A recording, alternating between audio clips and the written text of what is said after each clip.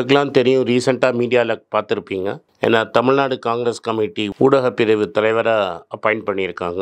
So பொலிட்டிக்கலாக என்னோட views என்ன அப்படின்னு நீங்கள் ட்விட்டரில் ஃபாலோ பண்ணணும்னு நினச்சிங்க, @AnandS 1967 என்னை ஃபாலோ பண்ணுங்கள்.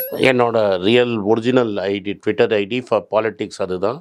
ஸோ பாலிட்டிக்ஸ் சம்மந்தப்பட்ட என்னோட எல்லா ஒப்பீனியன்ஸ், வியூஸ் எல்லாமே அதில் வரும். அதில் ஃபாலோ பண்ணுங்கள்.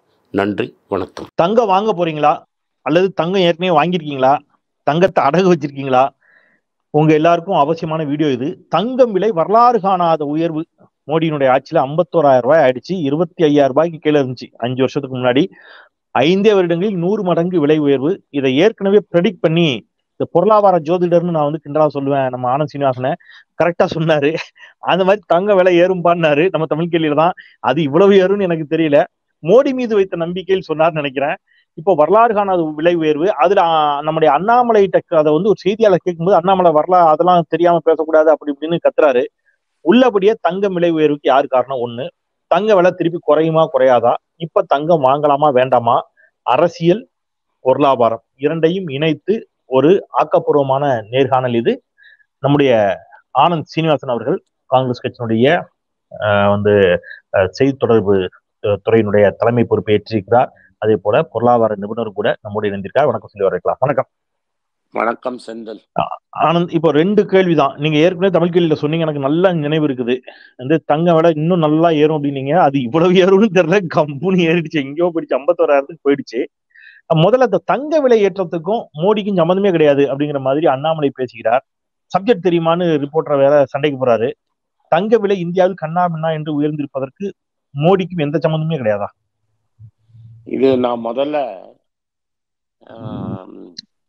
அண்ணாமலை பிஜேபி சேரத்துக்கு முன்னாடியே இது ஏறும்னு சொன்னேன்.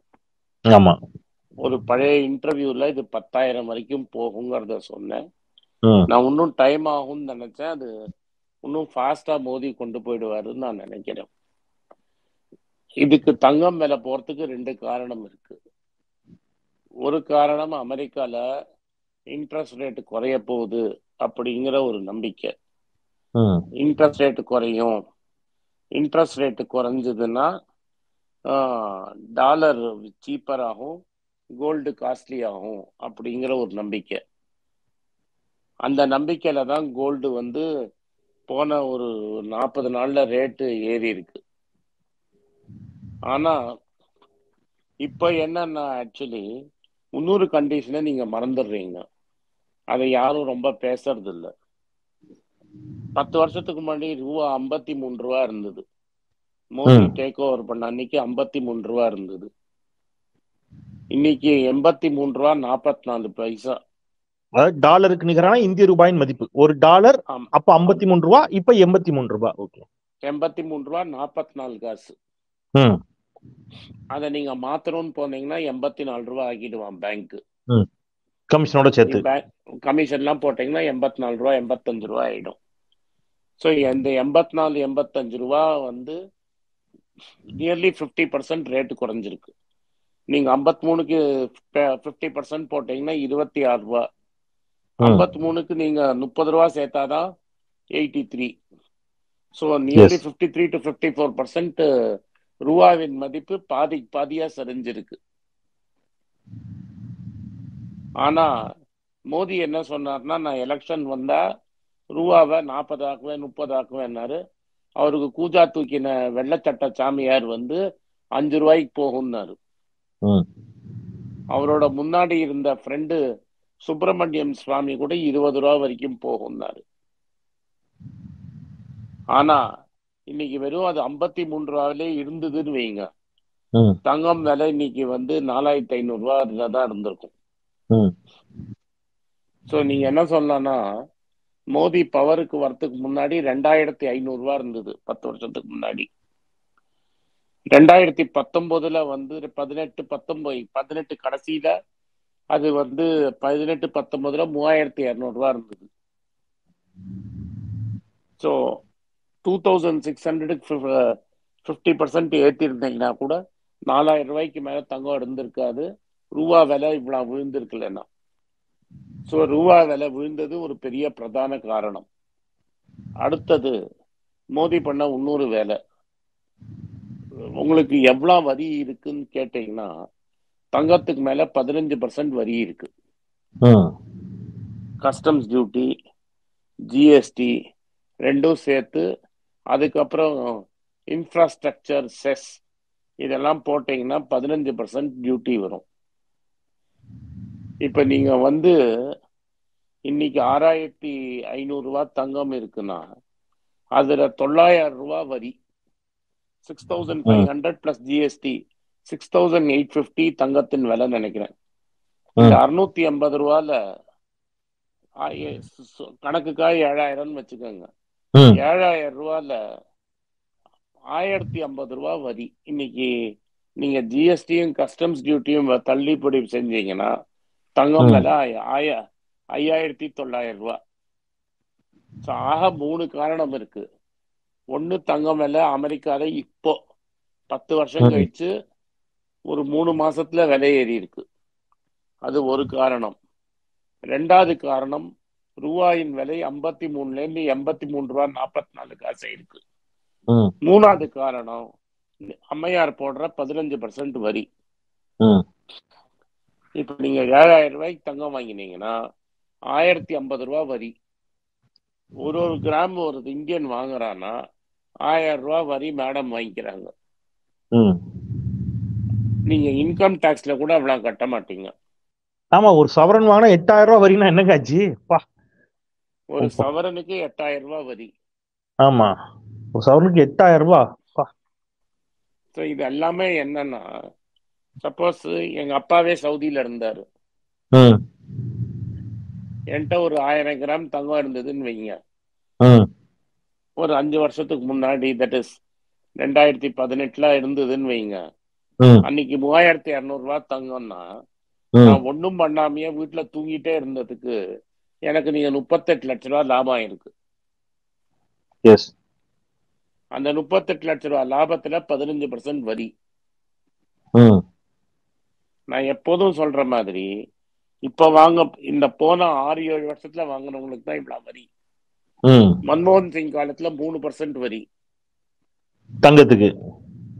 அதுக்கே இந்த சேட்டெல்லாம் ப்ரொடெஸ்ட் பண்ணாங்க. இப்ப ஏன் சேட்டுங்கள்லாம் சும்மா இருக்காங்கன்னு தெரியல. சோ நீங்க வந்து இன்னைக்கு மோடி நினைச்சாருன்னா வரிய 15% குறைச்சாருன்னா தங்கம் 5900 ரூபாய்க்கு வரணும். அது யாராவது போய் அண்ணாமலைக்கு சொல்லி கொடுங்க. என்னது? ஓகே, 15% பழைய மாதிரி 3% ஆக்குங்க, 12% வரையும் குறைங்க, 15% வச்சிருக்கிறத குறைங்க அப்படின்னு சொன்னோம். 12% குறைச்சிங்கனாலே 1000 ரூபாய் விலை குறைஞ்சிரும். மக்கள் சந்தோஷப்படுவாங்க. ஆனா வரியை குறைச்சா இந்திய பொருளாதாரம் பாதிக்கப்படாதா? இந்தியா முக்கியம் இல்லையா? நமக்கு தேசம் முக்கியம் இல்லையா? பாரத் மாதா கி ஜெய் அதெல்லாம் நம்ம கவனத்துல எடுத்துக்க வேண்டாமா? இல்ல, என்ன தங்கத்துல டாக்ஸ் போட்டு எங்க போகுது? பணக்காரனுக்கு வரி குறைச்சிங்களே, அப்ப பாரத் மாதா கி ஜெய். எந்த பணக்காரனுக்கு வரியை குறைச்சிருக்காங்க? இப்ப அம்பானி என்ன மாதிரி ஆட்களுக்கு எல்லாம் 40% 25% ஆக்கினீங்க டாக்ஸ், கார்பரேட் டாக்ஸ். 40ல இருந்து 25 ஆக்கினிய, 30ல இருந்து 22 ஆக்குனாங்கன்னு சொன்னாங்க. அந்த வரி தானே சொல்றீங்க? 40ல இருந்து 22 ஆக்கினாங்க. 40ல இருந்து 22. ஓகே. அப்ப பாரத் மாதா கி ஜெய். ஆமா, அப்ப பாரத் மாதா கி ஜெய் கிடையாது. அது ஒரு வளர்ச்சிக்காக தானே, அவங்க வளர்ந்தால் நாடு வளரும் அப்படின்னு. எனக்கு டாக்ஸ் போட்டா நாட்டுக்கு நல்லது. அதாவது பாமர மக்களுக்கு டாக்ஸ் போட்டா நாட்டுக்கு வளர்ச்சி. அம்பானிக்கு டாக்ஸ் போட்டா, அம்பானிக்கு டாக்ஸ் குறைச்சா நாட்டுக்கு நல்லதா? இப்ப பாருங்க, நான் இப்ப அரிசி வாங்குறோம், அரிசிக்கு இப்ப 5% வரி போட்டிருக்காங்க, ஜிஎஸ்டி. அது வந்து 25 கிலோக்கு மேல வாங்கினா வரி கிடையாது. 25 கிலோக்கு மேல பெரிய பெரிய பையா வாங்குற பணக்காரங்களுக்கு வரி கிடையாது. நான் 10 கிலோ 15 கிலோ வாங்குறவனுக்கு தானே வரி போட்டிருக்காங்க. அதேதான் நான் சொல்றேன். மிடில் கிளாஸுக்கு வரி. இந்த நாட்டுக்காக நம்ம இதை கூட தாங்கிக்க மாட்டோமானு சார்? பணக்காரன் தாங்கட்டுமேங்கிறேன். ஓகே, பணக்காரன் ஏன் தாங்க கூடாது? கரெக்ட் தான். நான் ஒண்ணுமே பண்ணாம வீட்லயே உக்காந்துட்டு செந்தில்கிட்ட பேசி 40 லட்சம் ரூபாய் சம்பாதிச்சிருக்கிறேன். அந்த 40 லட்சம் ரூபாய் தங்கமா வச்சிருக்கேன். எங்க எனக்கே தெரியாதுங்க. எவ்வளோ பங்கு கொடுத்த பாதி ஒரு பேச்சுக்கு சொல்றீங்களா? ஓகே, நான் கூட 1000 பரவாயில்ல, கிராம் நம்ம எங்க பேசி ஓகே. எங்க அப்பா 1000 கிராம் விட்டு போயிருந்தான்னு சொன்னேன் நான். ஓ அப்படி அத சொல்றீங்க. அது வச்சிருக்கீங்க. ஓகே. நான் இல்ல, என்கிட்ட இல்ல. உங்க அப்பா சரி. இப்ப எனக்கு எனக்கு அப்புறம் எங்க வீட்டுல யாரும் கிடையாது, ஆனா நான் தங்கம்லாம் வச்சுக்கல. சரி. ரைட்டுங்களா? பட் இப்ப நான் வந்து இப்போ நார்மலா இருக்கிறவங்க, எங்க அப்பா ஃப்ரெண்ட்ஸ், அவங்க எல்லாம் அவங்க பசங்களுக்கு 1000 ரூபாய் 1000 கிராம் வச்சிரு. அப்பெல்லாம் 120 பவுனுங்கிறது ரொம்ப சிம்பிள். ஆமா சிம்பிள் தான். நான் சொல்றது எப்போ 96 97 ஆமா. ஒரு கிராம் 1000 ரூபாய்க்கு கம்மியா இருந்தது. கிராம் 1000 ரூபாய்க்கு கம்மியா இருந்தபோது வெளிநாட்டுல வேலை செய்யறவங்க 1000 பவுன் போட்டிருப்பாங்க, 1000 கிராம் போட்டிருப்பாங்க. அந்த 1000 கிராமுக்கு 5 வருஷத்துல நீ 40 லட்சம் ரூபாய் கொடுத்துருக்கிறிய. ஓகே. இப்ப இருக்கிறவன் எப்படி அந்த 1000 கிராம் சேர்க்கறது? கஷ்டம்தான். சோ நீ என்ன பண்ணிருக்கிறன்னா, இருக்கிறவனுக்கே நிறைய கொடுத்துனே இருக்கிற. இப்ப ஸ்டாக் மார்க்கெட்ல இருக்கிறான்னு வச்சுக்கோ, போன 5 வருஷத்துல பயங்கரமா அடிச்சிருப்பான். ரைட்டா? ஏன்னா நான் அதுதான் என் தொழில். பயங்கரமா சம்பாதிச்சிருப்பான். நான் ஒண்ணுமே பண்ணாம வீட்டுல உட்காந்து 3 வேளை சாப்பிட்டு நான் சம்பாதிச்சிருக்கிறேன். இப்ப நீங்க வேலைக்கு போறவனால அந்த பணம் யோசிச்சே பார்க்க முடியாது. ஓகே. நீ யோசிச்சே பார்க்க முடியாது. நான் சொல்றதெல்லாம் நீங்க பண்ணிருந்த சில இதெல்லாம் பண்ணதுல கண்ணை மூடி கண்ணை திறக்கிறதுக்குள்ள ஒரு 7 லட்ச ரூபா 8 லட்ச ரூபா பார்த்திருப்பீங்க. அப்போ என்ன ஆகும்னா, ஆல்ரெடி எவன்கிட்ட பணம் இருக்கோ அவனுக்கு நீங்க சப்போர்ட் பண்ணிட்டே இருக்கீங்க. இப்ப செந்தில் வேலை செஞ்சுட்டே இருக்கணும், ஆனந்த் ஸ்ரீனிவாசன் உட்கார்ந்து சாப்பிட்டுக்கிட்டே இருக்கணும். அதான் லாஜிக். எவ்வளவு கஷ்டம் பாருங்க உட்கார்ந்து சாப்பிடுறது. இது ஒருவேளை முன் ஜென்மத்தினுடைய விதி, இறைவன் அந்த மாதிரி ஏதாவது இருக்குமா? நம்ம செய்த முன்னோர்கள் செய்த பாவம் அதெல்லாம் அந்த மாதிரி ஏதாவது பரிகாரம் ஏதாவது இருக்கா அதுக்கு? எவ்வளவு பேரு வந்து முன்ஜென்மம் எங்க அதானி அப்பா என்ன சாக்ரிஃபைஸ் பண்ணாரு? கேட்கணும், நியாயமான கேள்விதான். பெரிய புண்ணியம் ஏதாவது. அதான். சோ யார்கிட்ட முன்னாடியே பணம் இருக்கோ பத்திரமா வச்சிருக்கானோ. ஆனா இப்ப நீங்க சொல்றதுல இப்போ உங்ககிட்டயோ அல்ல உங்களை விட்டுருங்க, நீங்க பணக்காரரு, இணைய மாதிரி ஆட்கள் எடுத்துக்கிடுங்க. நாங்க தேர்தல் பத்திரம் மூலம் அவருக்கு பணம் கொடுக்க மாட்டோம்ல. இப்ப தேர்தல் பத்திரம் மூலம் அவருக்கு கொடுக்கறவங்களுக்கு தானே அவர் உதவி செய்வாரு. இப்போ டிவிஎஸ் பேர் அதுல வரல. ஆமா. டாடா பேர் அதுல வரல. ஆமா. காட்ரேஜ் பேர் அதுல வரல. அவன் லாபம் சம்பாதிச்சுன்னு தானே இருக்கிறான். உன்கிட்ட ஆல்ரெடி பணம் இருக்கா இல்லையாங்கிறது தான் கேள்வி.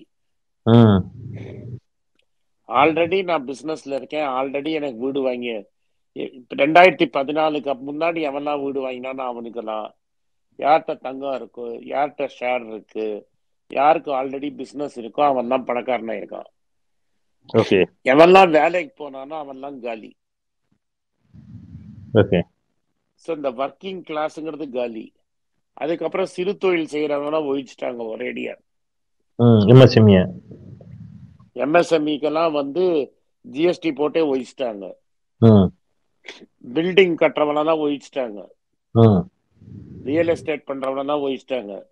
நீங்க எம்எஸ்எம்இன்னு சொன்னோன்னா சார், நான் குறிக்கிறது மன்னிக்கணும். ஆனால் எம்எஸ்எம்இன்னு சொன்னோன்னு எனக்கு நினைவுக்கு வருது. இப்ப நான் கோவை உள்ளிட்ட பகுதியில் அப்கோர்ஸ் பரப்புரைக்காக நாளைக்கு நான் கோவையும் போறேன். இந்த எம்எஸ்எம்இக்கு இப்ப புதுசா ஒரு டாக்ஸ் கொண்டு வந்திருக்கிறாரு அப்படின்னு ஒரு செய்தி வந்து நம்ம ஏற்கனவே பேசியிருந்தோம். அதாவது நீங்க 5 கோடி ரூபாய்க்கு கீழே வணிகம் செய்யக்கூடியவர்கள் யார்கிட்டையாவது அவங்க ப்ராடக்டை கொடுத்தா 15 நாளுக்குள்ள அவங்க வந்து பணத்தை கொடுக்கணும், இல்லைன்னா அதுக்கு வந்து அது அவங்களுடைய அசட்டா கணக்கிடப்பட்டு டாக்ஸ் வரும்னு ஒண்ணு சொன்னாங்களே, அது அதை பத்தி? அதெல்லாம் ஒண்ணும் கிடையாது, அதெல்லாம் சும்மா நம்ம சொல்ல வேண்டியது. ஏன்னா இப்ப என்ன ப்ராப்ளம் நான் சொல்றேன், அதை எது கண் துடைப்பது என்னன்னு சொல்றேன். இப்போ சப்போஸ் நான் வந்து ஒரு பெரிய டாடா மாதிரி பஸ் கம்பெனி வச்சிருக்கேன். ஏன்னா அந்த நியாயஸ்தம் பேரே பேசுவோம். ஏன்னா டாடா திருடன் யாரும் சொல்ல முடியாது. சோ நான் டாடா கம்பெனி மாதிரி ஒரு பஸ் கம்பெனி வச்சிருக்கிறேன். நீ அதுக்கு ஏதோ ஒரு பார்ட் சப்ளை பண்ற, நான் 120 நாள் கழிச்சுதான் உனக்கு பேமெண்ட் கொடுப்பேன். இப்ப சட்டம் என்ன சொல்லுதுன்னா, நீ ஜிஎஸ்டிய முதல் நாளே கட்டிடணும். ஓகே. ஆனா உனக்கு அந்த ஜிஎஸ்டி கலெக்ஷன் என்டென் வரதுக்கு 120 நாள் ஆகும். இப்ப நீ எனக்கு 1000 ரூபாய்க்கு பொருள் விற்கிறன்னு வையே, நீ 1180 ரூபாய் 18% ஜிஎஸ்டினா நீ 1180 ரூபா வந்து 30ஆம் தேதியே கட்டிடணும். ஆக்சுவலா இந்த 180 என்டென் வரணும் உனக்கு, நான் தான் கட்டணும். நான் 4 மாசம் கழிச்சு தான் இந்த 180 நான் உனக்கு கொடுப்பேன். அப்ப அந்த 4 மாசத்துக்கு நீ வட்டி வாங்கி ஜிஎஸ்டியை கட்டுற. சிறு தொழில்கிட்ட காசு கிடையாது. அவன் லாபமே 1000 ரூபாயில 100 ரூபாய் லாபம் கிடைச்சாலே பெருசு. ஆனா அந்த 100 ரூபாய் லாபத்துக்கு மேல ஒரு 80 ரூபாய் கடன் வாங்கி 150 ரூபாய்க்கு அவன் ஜிஎஸ்டி கட்டிட்டு 4 மாசம் கழிச்சு டாட்டாக்காரன் கொடுப்பானான்னு உட்காந்துட்டு இருக்கான். டாட்டாக்காரன் வாங்கின அப்புறம் தான் அவனுக்கு பணம் திரும்பி வரும். சோ நீ கடன் வாங்கியாவது ஜிஎஸ்டி கட்டுங்கிறீங்க. இது எல்லாரும் இது ஒண்ணு நாங்க சட்டம் போட்டுட்டோம், டாட்டாக்காரன் 15 நாள்ல பேமெண்ட் கொடுக்கணும் அப்படின்னு. டாட்டாக்காரன் சொல்லுவான், உனக்கு 15 நாள்ல பேமெண்ட் வேணுமா? ஆமா நீ சொன்னா உன்னை கட் பண்ணிட்டு வேற எங்கேயாவது போயிடுவான். ஓகே. ஏன்னா இது வந்து எம்எஸ்எம்இக்கு மட்டும் தான். இது 15 நாள் 5 கோடி ரூபாய்க்கு மேல வர்த்தகம் செய்யறவங்களுக்கு இந்த பிரச்சனை கிடையாது. அவங்களுக்கு எப்ப நான் கொடுக்கலாம். நான் என்ன பண்ணுவேன், 5 கோடி 1 ரூபா 5 கோடி பண்றவன்ட்ட போய் நீ ஆர்மிடா உனக்கு ஆர்டர் தரேன்னா அவன் போயிடுவான். இப்ப நீ வந்து நீ 15 நாள்ல குடுக்கலன்னா உன்னை தொலைச்சிருவேன். நான் உடனே என்ன பண்ணுவேன், நீயே வேண்டாம் நான் ஜீவாட்ட போவேன். நீ 5 கோடி டர்ன் ஓவர் பண்றல்ல? ஆமா சார் பண்றேன்னு. இந்தா புடி பிசினஸ். செந்திலுக்கு பிசினஸ் கிடையாது, ஜீவாக்கு பிசினஸ். யார சார் ஏமாத்துறீங்க? இந்த சிறு தொழில் தான் மேக்சிமம் வேலை கொடுக்குது. மேக்சிமம் எம்ப்ளாய்மெண்ட் சிறு தொழில் தான் வருது. சிம்பிள் மேட்டர் என்னன்னா, நம்ம என்ன பண்றோம் தெரியாம பண்ணிட வேண்டியது. அதுக்கப்புறம் கேட்டா நாங்க தான் காரணமா, உனக்கு படிச்சிருக்கியா, உனக்கு பொருளாதாரம் தெரியுமா? நான் பொருளாதாரம் தெரியும், ஏன் நான் படிச்சிருக்கேன், ஏன் இப்ப என்னங்கிற நீ காரணம் 3. 1 அமெரிக்கா, 1 ரூபா விலை விழுந்தது, 3வது நீ போட்ட 15% வரி. அது யார்? அண்ணாமலைட்ட நீங்க தானே கேட்கணும். ஆமா ஆமா. அதுதான் உடனே அந்த கேள்விகளுக்கு பதில் சொல்ல முடியாம தான் அவர் உடனே சுத்தி வைத்திருக்கக்கூடிய ஆட்களை வைத்து பாரத் மாதாக்கு ஜெய் சொல்லிட்டு ஓடிட்டாரு. அவருக்கே தெரியும் மாட்டிப்பாருன்னு. பாவம் அவருக்கு தெரியாது. அவரு நான் கேக்குறேன், உங்க மூலமா என்ன கேக்குறேன்னா, இத கட் பண்ணி யூடியூப்ல போடுங்க. இந்த 1 மினிட் வீடியோல நீங்க போடுற டாக்ஸ் 7000 ரூபாயில 1050 ரூபாய் டாக்ஸ். இந்த 1050 ரூபாவை நீங்க குறைச்சாலே தங்கம் 5000, தங்கம் விலை 1000 ரூபாய் குறையும். நீங்க குறைங்களேன். ஓகே. இப்போ நியாயமான கேள்வி. இப்போ சர்வதேச பொருளாதாரத்தை கணக்கிட்டு வைக்கக்கூடிய இன்னொரு கேள்வி, எப்பொழுது இனி தங்கம் விலை குறைவதற்கான வாய்ப்பு இருக்கிறது அப்படிங்கிறது ஒன்று. இந்த டாக்ஸை விட்டுங்க, இந்தியாவில் ஆட்சி மாற்றம் ஏற்பட்டால் அது இல்லாம சர்வதேச அளவுல இனி தங்க விலை குறைவதற்கான வாய்ப்பு இருக்குதா? பொதுமக்களுக்கான கேள்வி. அப்பார்ட் ஃப்ரம் பாலிடிக்ஸ், அப்போ தங்க விலை குறையும்னு வெயிட் பண்ணி கொஞ்ச நாள் வெயிட் பண்ணி வாங்கலாம் அப்படின்னு நினைக்கிறவங்களுக்கு என்ன அட்வைஸ் பண்ணுவீங்க? பாருங்க, அன்னன்னைக்கு கொஞ்சம் கொஞ்சமா வாங்கிக்கிறது தான் பெட்டர். அடுத்த 18 மாசத்துல அது 8000 தாண்டறதுக்கு வாய்ப்பு பிரகாசமா இருக்கு. ஆத்தாடி, ஒரு கிராம் 8000 இருந்துறீங்க. மினிமம் 7500 நான் நினைச்சிட்டு இருந்தேன். இப்ப நான் சொல்றது 8000. ஐயோ, அப்போ ஒரு சவரனுக்கு இப்ப 51000 ரூபாய், 64000 ரூபாய் தாண்டி 60000 தாண்டி போயிடும். 60000 ரூபாய் தாண்டிடும். இன்னும் 18 மாசத்துல, 1.5 வருஷத்துல சொல்றீங்க? 1.5 வருஷத்துல போயிடும். ஓகே. ஒருவேளை ஆட்சி மாற்றம், இந்தியாவில் ஆட்சி மாற்றம் ஏற்பட்டு வரி குறைக்கப்பட்டால் அது கொஞ்சம் குறையும். அது குறையும். பட் அமெரிக்கால இருக்கிற இன்னைக்கு இருக்கிற எக்கனாமிக் சிச்சுவேஷன் பார்த்து 18 மாசம் நான் நினைக்கிறேன். நான் தப்பா கணக்கு போட்டா 24 மாசத்துல இது ஆயிடும். ஓகே. அதிகபட்சம் 2 வருஷம் தான். 2 வருஷத்துல உறுதியா ஏறும். சரி, இப்போ ஒருவேளை யாருக்கும் கொஞ்சம் பணம் இருக்குது, ஒருத்தர் வந்து அதை நான் இன்வெஸ்ட் பண்ணலாம்னு நினைக்கிறாருன்னு வைங்க, பார்க்கக்கூடிய நேயர்கள் யாரோ ஒருத்தர், இந்த 18 மாசம் கழிச்சு இன்னும் ஏறும் அப்படின்னா அவர் இப்ப தங்கம் வாங்கி வைத்துக் கொள்ளலாமா? அது அவருக்கு பயன் தருமா? டெஃபினட்டா வாங்கி வச்சுக்கலாம். ஸோ இதான் விஷயம். இத வந்து இந்தியாவில் தங்கம் விலை உயர்ந்ததற்கான காரணங்களை ரொம்ப எளிமையாக விளக்கினார் ஆனந்த். ஒன்று, அமெரிக்காவில் இருக்கக்கூடிய அந்த தங்கத்தின் விலையினுடைய உயர்வு, இன்னொன்று இந்தியாவுக்கு கூடிய வரி 15% வரி, மூணாவது டாலருக்கு நிகரான இந்திய ரூபாயின் மதிப்பினுடைய வீழ்ச்சி. இந்த டாலருக்கு நிகரான இந்திய ரூபாயின் வீழ்ச்சிக்கும் இந்தியாவில் போடப்படக்கூடிய 15 விழுக்காடு வரிக்கும் முழுக்க முழுக்க மோடி தான் காரணம். எனவே அது மாறிச்சுனாலே பெரிய அளவுல நமக்கு தங்க விலை குறைவதற்கான வாய்ப்பு இருக்கிறது அப்படிங்கிறதையும் தெளிவுபடுத்தி இருக்கிறார். இந்த அரசியல் கேள்விக்கு பதில் சொல்ல தெரியாமல் தான் வாய்ச்சவடால் விட்டு தெரித்து ஓடினார் அண்ணாமலை அப்படிங்கிறது நமக்கு தெரியும். பெட்ரோல் டீசல் விலை, கேஸ் விலை உயர்வு, தங்கம் விலையும் வரலாறு காணாமல் உயர்ந்து கொண்டிருக்கிறது, இன்னும் உயரும்.